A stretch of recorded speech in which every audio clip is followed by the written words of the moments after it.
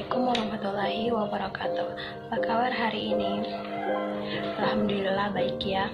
Adapun materi kita pada hari ini yaitu sumber daya alam. Tujuan pembelajaran yang ingin dicapai yang pertama yaitu siswa dapat mengetahui pengertian sumber daya alam. Yang kedua, siswa dapat mengetahui sumber daya alam yang dapat diperbaharui dan sumber daya alam yang tidak dapat diperbaharui. Yang ketiga, siswa dapat menyebutkan contoh-contoh sumber daya hayati dan sumber daya non-hayati. Yang ketiga, siswa dapat menyebutkan manfaat yang bisa diambil dari sumber daya laut kita.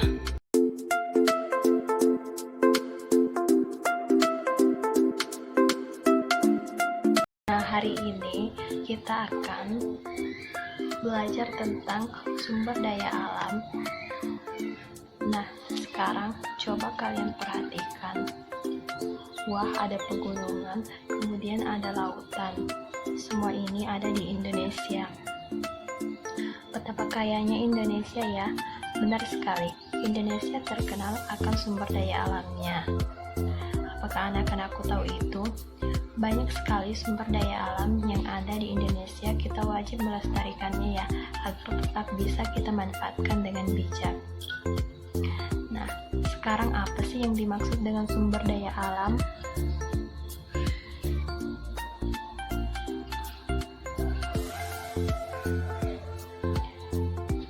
Sumber daya alam atau SDA adalah semua kekayaan alam yang dapat dimanfaatkan oleh manusia untuk memenuhi keperluan hidupnya.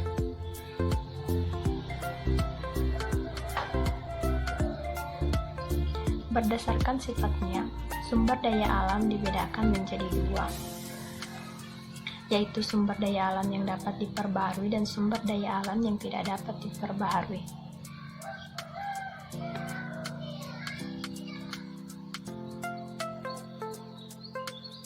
Sumber daya alam yang dapat diperbaharui yaitu sumber daya alam yang akan ada terus-menerus dan cepat pulih kembali.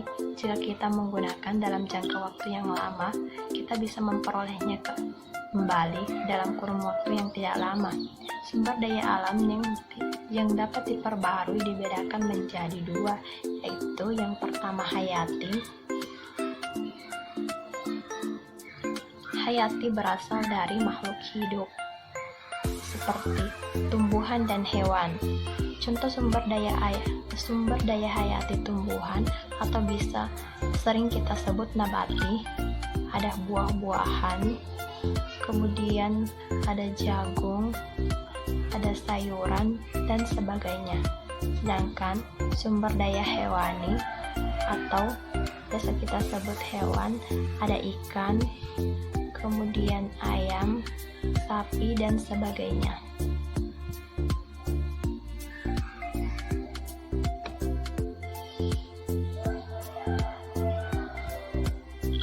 Kemudian sumber daya non-hayati. Sumber daya non-hayati berasal dari benda mati, contohnya adalah air, bebatuan, kemudian sinar matahari, dan sebagainya.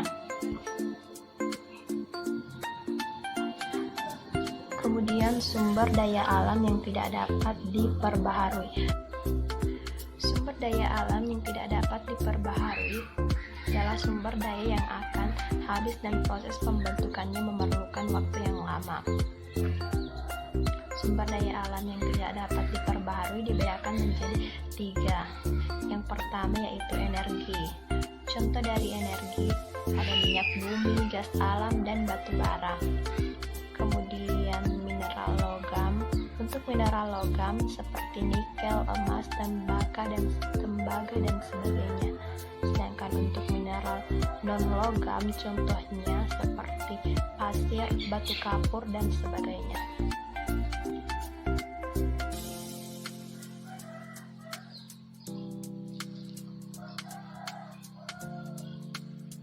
Sekarang, apa saja manfaat sumber daya alam yang ada di darat dan di laut kita?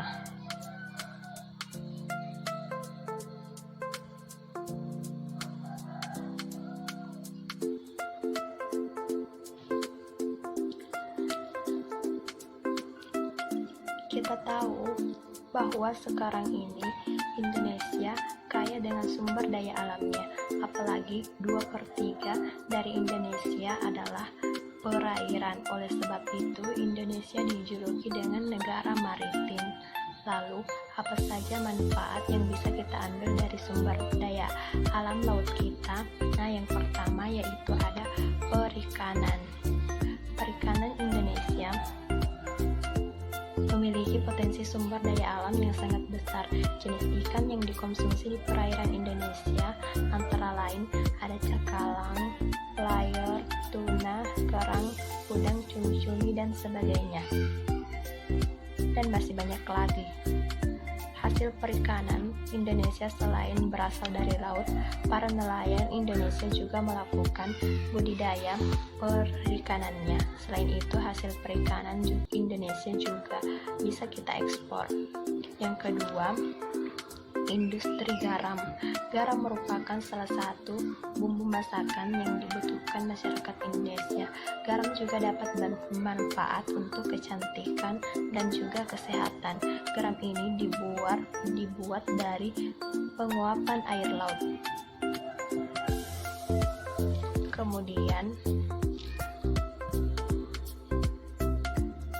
Kemudian yang ketiga ada rumput laut. Rumput laut merupakan sumber makanan kaya serat. Rumput laut merupakan bahan baku pembuatan agar-agar. Nah, sekarang pemanfaatan sumber daya alam yang ada di darat Indonesia.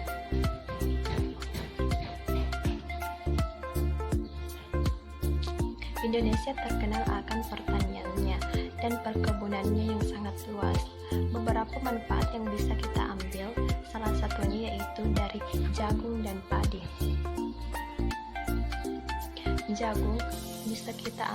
Jagung dan padi sebagai bahan makanan pokok di Indonesia. Kemudian ada sapi.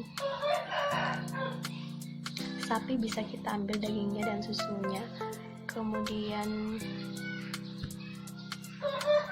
ada emas. Emas bisa kita manfaatkan untuk perhiasan.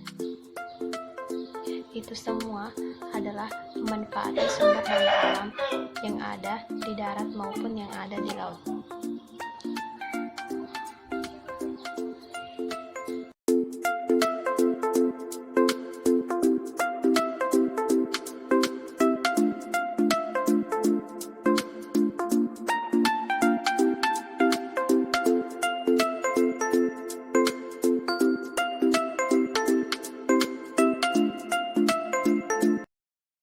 Nah, itu semua adalah pemanfaatan sumber daya alam yang ada di daratan maupun yang ada di laut.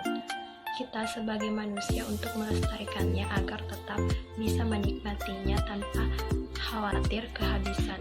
Semoga anak-anakku semua sebagai generasi penerus bangsa ini bisa melestarikannya dengan baik.